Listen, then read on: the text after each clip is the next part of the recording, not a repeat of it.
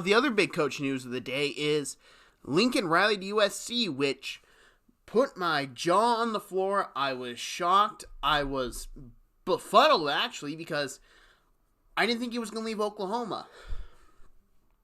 But I thought about it somewhat.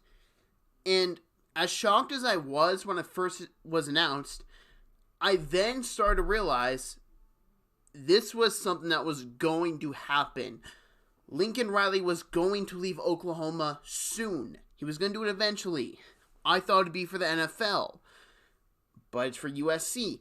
And why does it make sense for USC instead of the NFL? Well, there's a couple reasons. Number one, he can win at the college level. We don't know if he can win the NFL level. We all think he can. He's a very good coach, but we don't know for certain.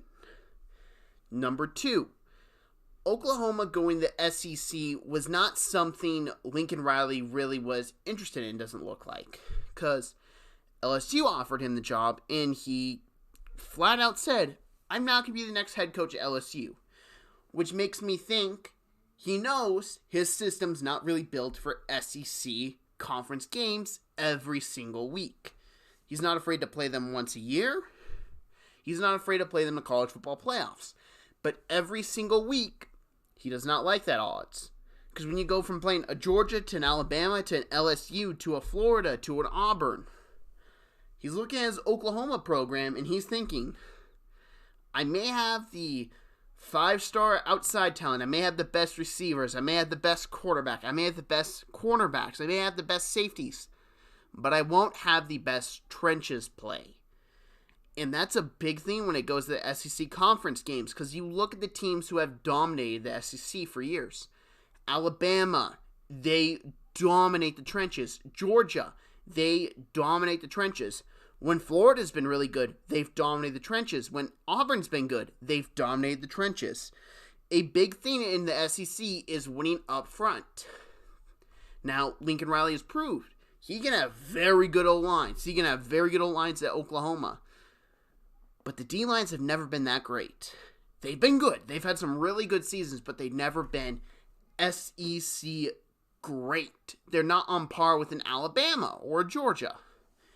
So when we bring all that into conversation, we got to think, well, would you rather play the SEC once a year or twice if you make the college football playoffs? And if you go on a 2-game run, you win it.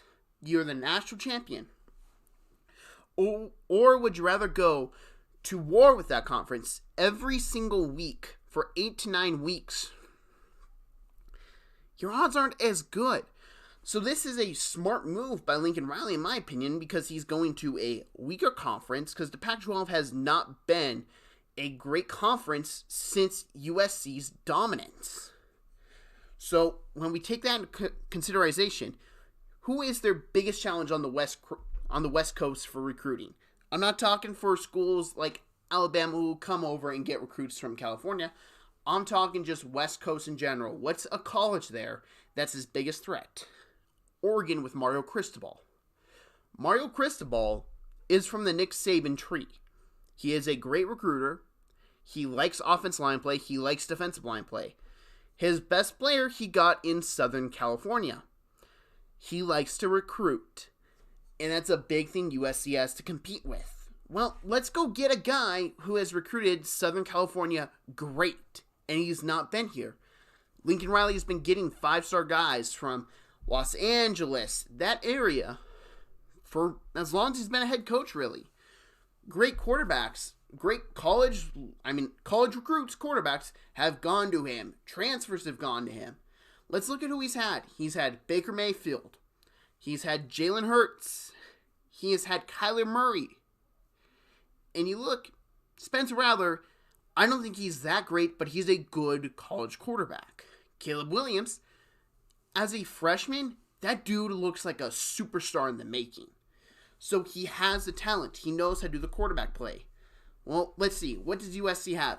They got a very good young quarterback in Jackson Dart that he can work with, and he knows that. So what else does USC have to do? Well, they have to recruit. They have to put talent around Jackson Dart. Before the hiring, I think I saw USC was 66 in recruiting. USC. that is bad. When you look at the big name programs, Notre Dame, Alabama, Georgia, they're at the top. Ohio State, Michigan, they're at the top. USC is considered a great program. When it's good, it's one of the best jobs in college. Then how come you can't get recruits to come there? Well, it's simple. These great coaches who have great programs, who are consistently great, are coming in and stealing those players. So USC stole one of those programs' head coach. And what does this mean for USC's future? Well, I don't expect them to turn around year one instantly. I expect Oregon to win the Pac-12 for 2 more years. Because I think Mario Cristobal is a good recruiter that can go head-to-head with Lincoln Riley, and he can win some of those battles. I think Oregon will win the Pac-12 for the next 2 years.